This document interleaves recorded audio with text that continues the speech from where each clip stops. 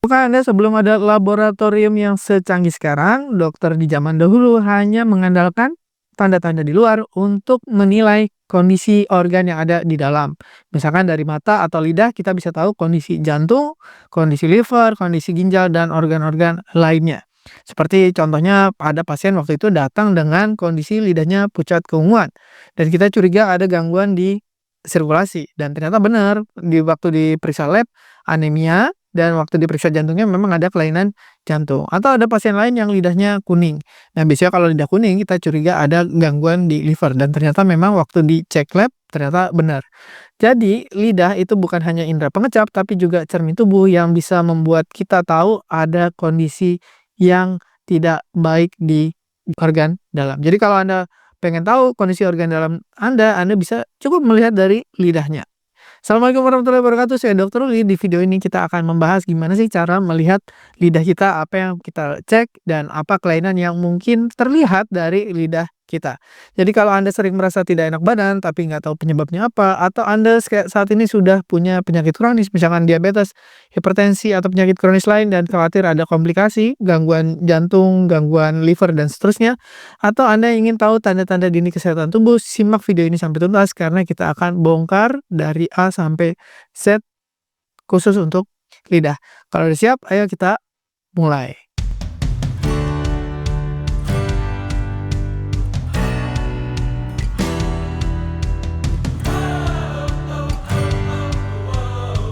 Nah, biasanya apa yang dilihat oleh dokter sih di lidah itu yang pertama dari warna ya, pasti warnanya, terus permukaannya. Kalau lidah yang normal itu lidah sehat itu merah muda dan ada papilanya atau ada bintil-bintilnya lah, ada tonjolannya. Nah, ketika papilanya ini hilang, halus banget ya, pink tapi halus banget namanya glossitis, merah dan halus ini khas sekali pada orang-orang yang kekurangan vitamin B12.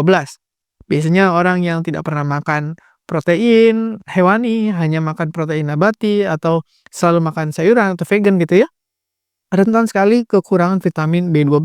Ujungnya bisa menjadi penyakit namanya anemia kekurangan vitamin B12 atau anemia pernisiosa. Jadi awalnya mungkin udah kelihatan tanda-tandanya dari lidah ini kalau kekurangan vitamin B12. Nah, nanti lama-lama lemas ya, capek, terus lidahnya keunguan. Nah, itu mungkin sudah mulai anemia bahkan sampai sianosis atau kekurangan oksigen di tubuhnya. Nah, tapi itu biasanya bisa kita lihat ya dari lidahnya, B12 tuh kelihatan dari awal. Atau kalau dari warna kita bisa lihat juga kalau misalkan, sirkulasinya buruk, misalkan anemia atau ada gangguan jantung, ada gangguan pembuluh darah atau gangguan kardiovaskular lainnya, biasanya warna lidahnya itu keunguan karena oksigennya nggak nyampe ke ujung lidah. Atau kalau misalkan warnanya kekuningan itu biasanya karena bilirubinnya naik. Sebenarnya penyebab lidahnya kuning itu ada banyak ya, salah satunya adalah misalkan infeksi bakteri dan, warna kuning juga bisa karena bilirubin, tapi kalau bilirubinnya naik artinya ada gangguan di livernya. Dan satu lagi kalau ginjalnya bermasalah biasanya kita bisa lihat juga di lidahnya jadi bengkak ya, terus tapi warnanya pucat. Jadi kalau gagal ginjal yang kronis dan stadium-stadium yang sudah, akhir itu, selain ada gangguan untuk, menyimpan cairan, jadi bengkak di mana-mana, juga ada gangguan di anemia juga, jadi lidahnya jadi lebih pucat, gitu. Nah, itu tadinya dari kita bisa lihat dari warna saja kita bisa melihat banyak kelainan di tubuh kita atau, penyakit di tubuh kita. Nah, sekarang dari ukuran, dari bentuk, dari gerakan ya, yang kita lihat pertama ukuran dulu. Jadi kalau ukuran tuh normalnya lidah itu ya masuk di dalam rongga mulut dengan baik ya, tidak berlebihan. Nah, tapi kalau lidahnya membesar disebutnya makroglossia dan itu lebih besar daripada, misalkan rongga mulut ya, misalkan dia, terpaksa harus menumpang di atas gigi atau di lokasi gigi. Nah, itu kadang-kadang kita nggak nyadar itu kegigit ya karena terlalu besar atau bahkan nggak bisa dimasukin ke dalam mulut, lidahnya selalu keluar ya, keluar dari rongga mulut. Nah, itu besar banget namanya makroglossianya. Tapi kalau awal-awal itu biasanya makroglossianya tidak keluar tapi keluar dari, lokasinya yang ada di mulut masuk ke area gigi dan itu sering tergigit. Jadi kalau lidahnya besar, ada bekas gigitan di sampingnya, biasanya disebutnya makroglossia. Penyebabnya bisa alergi, kekurangan tiroid, akromegali itu kekurangan, hormon atau kelebihan hormon, pertumbuhan, atau juga ada masalah ginjal. Tadi kalau bengkak plus pucat ya itu juga tanda dari ginjal. Jadi kalau, lidah terlalu besar itu ada banyak kelainan yang bisa terjadi. Dan kalau misalkan dulu mungkin waktu kita masih anak-anak suka main sama teman-teman, challenge gitu ya, bisa nggak menjilat hidung sendiri gitu, kita pakai lidah ke atas gitu dan kebanyakan orang memang tidak bisa. Nah, ada beberapa orang yang bisa, nah ternyata orang-orang yang bisa itu ada kemungkinan dia mengalami, kekurangan di, jaringan ikatnya, disebutnya penyakit Ehlers-Danlos. Jadi selain dia bisa menyentuh, hidungnya dengan lidah, kadang-kadang jarinya bisa ditekuk ya, misalkan, orang biasa tidak akan bisa nyampe ke belakang, tapi kalau orang kekurangan di jaringan ikat itu bisa sampai ke belakang sekali. Nah, Ehlers-Danlos ini karena kekurangan kolagen, jadi terlalu fleksibel, kadang-kadang ada banyak masalah. Misalkan masalahnya itu adalah, persendian, dislokasi, terkilir, dan seterusnya. Karena tidak menyadari kalau, oh sudah terlalu, jauh nih, tekukan sendinya atau, putaran sendinya. Nah, kalau orang yang tidak mengalami Ehlers-Danlos, kita, sendinya mencapai titik maksimalnya, kita akan berhenti karena sakit. Tapi kalau yang Ehlers-Danlos itu kadang-kadang ya los gitu ya, sampai, sendinya lepas atau dislokasi dan seterusnya. Nah, kita juga cek biasanya jalan nafas. Jadi kalau disuruh buka mulut sama dokter itu tidak hanya melihat lidah, tapi juga melihat, jalan napas ya. Kadang-kadang, kita sebutnya skor malampati kalau di anestesi, itu untuk ngecek bisa dipasang intubasi dengan mudah atau enggak, dipasang selang saluran napas itu mudah atau sulit.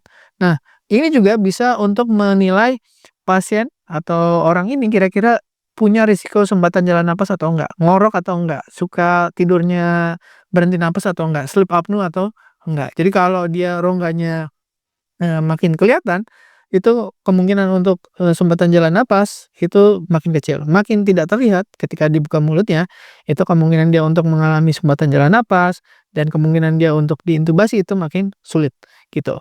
Yang keempat kita lihat tadi, ada warna merah, ada warna, kuning, biru. Nah, kalau putih itu banyak sekali ya. Putih itu banyak sebabnya, yang paling sering itu karena infeksi jamur atau disebutnya oral thrush. Nah, infeksi jamur ini bedanya dengan yang lain ya, karena yang warna putih itu banyak ya, salah satunya jamur. Kalau jamur itu bisa diusap, kita pakai kain kasa, kita usap bisa lepas, itu biasanya infeksi jamur dan kadang-kadang meninggalkan bekas, berwarna kemerahan. Nah, tapi kalau digosok-gosok itu tidak hilang, bahkan keras ya, itu disebutnya leukoplakia. Nah, ini biasanya karena macam-macam nih, misalkan karena rokok, alkohol dalam jangka waktu lama, bertahun-tahun gitu ya. Nah, kalau sampai seperti kejadian seperti ini, keras gitu, tidak bisa diusap, namanya leukoplakia, itu ada risiko untuk menjadi kanker ya, kanker lidah dan seterusnya. Nah, kadang-kadang leukoplakia yang keras ini, itu berada di sisi samping ya, nggak di atas dan berambut, namanya hairy leukoplakia dan itu berkaitan dengan, infeksi virus Epstein-Barr, berkaitan juga dengan imunitas yang turun, biasanya pada pasien-pasien yang imunitasnya turun sekali seperti pada pasien HIV.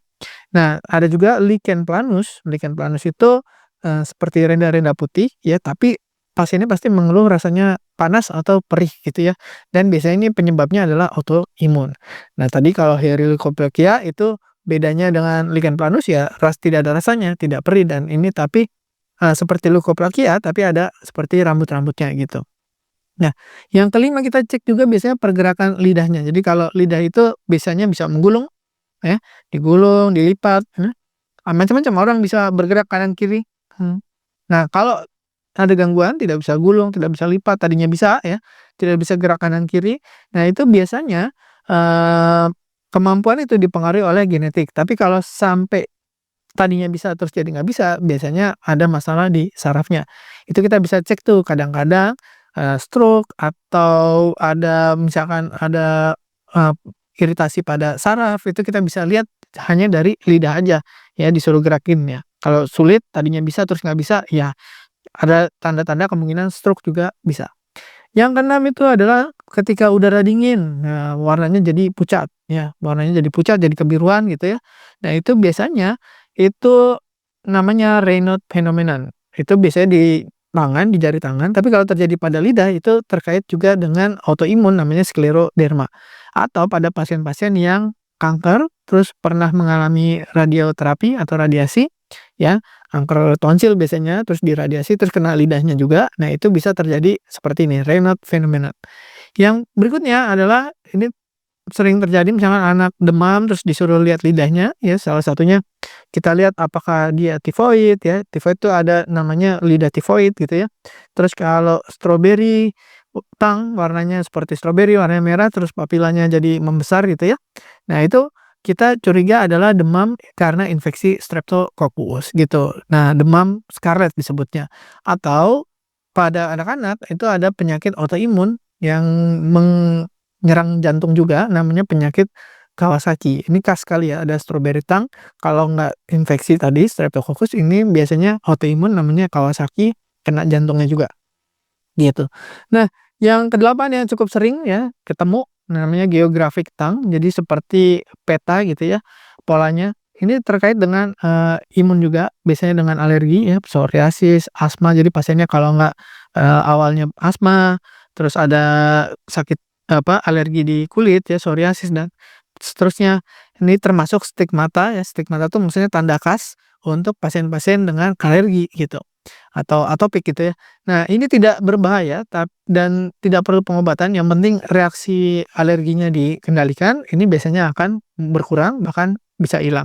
Pada pasien-pasien yang awalnya asma di anak-anak gitu ya, terus asmanya hilang, terus, jadi sering, hidungnya berair, terus gatal, terus dilihat di lidahnya ada geographic tongue.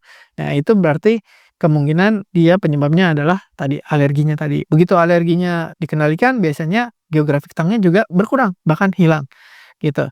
Nah, yang kesembilan adalah lidahnya kering sekali, ya. Biasanya kalau lidah itu kan ada kelenjar air lidahnya, dan lidah itu biasanya terlihat lembab gitu ya. Tapi kalau sampai kelihatan kering banget, itu kemungkinannya kalau nggak dehidrasi, bisa juga karena memang ada autoimun atau penyakit imun yang menyerang ke, kelenjar ludahnya, namanya Sjogren syndrome atau sindrom Sjogren.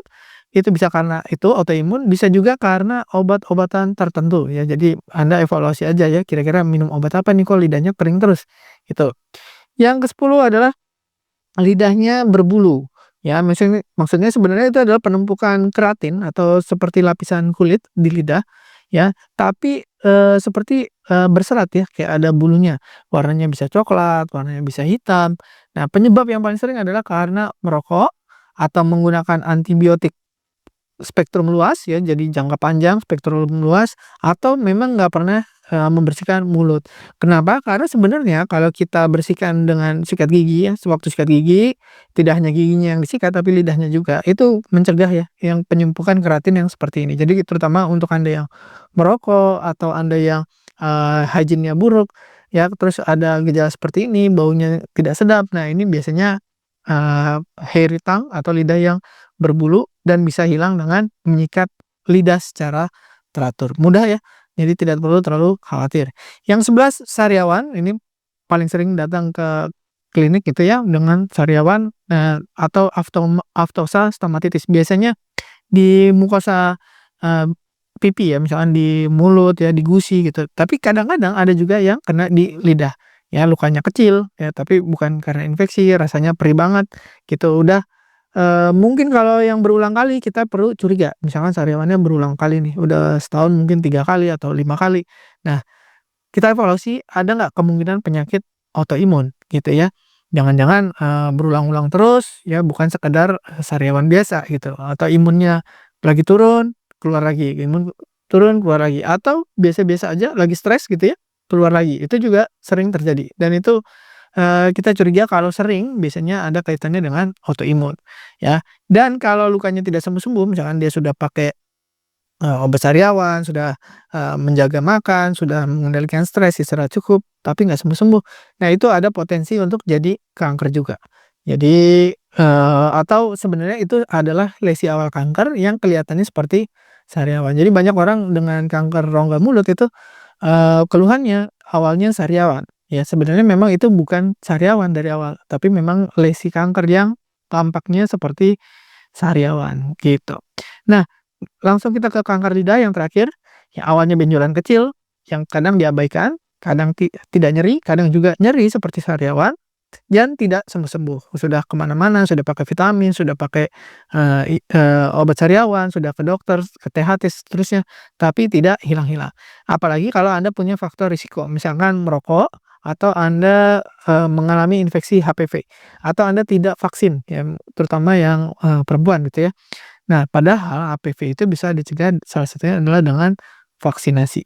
Nah, jadi kalau misalkan Anda mencurigai nih ada luka di mulut nggak sembuh-sembuh, sebaiknya langsung konsultasi ke dokter yang terkait, misalkan dokter THT atau dokter bedah mulut untuk ngecek ya, kira-kira ini apa nih? Apakah ini sekedar sariawan biasa atau jangan-jangan lesi kanker yang sebenarnya kalau kita ketemunya di stadium awal itu bisa ditangani dengan cepat, dengan operasi, kemoterapi, atau radiasi, akhirnya tidak perlu sampai ke stadium akhir, tidak perlu sampai menyebar atau metastasis, dan bisa meningkatkan angka survival rate Anda.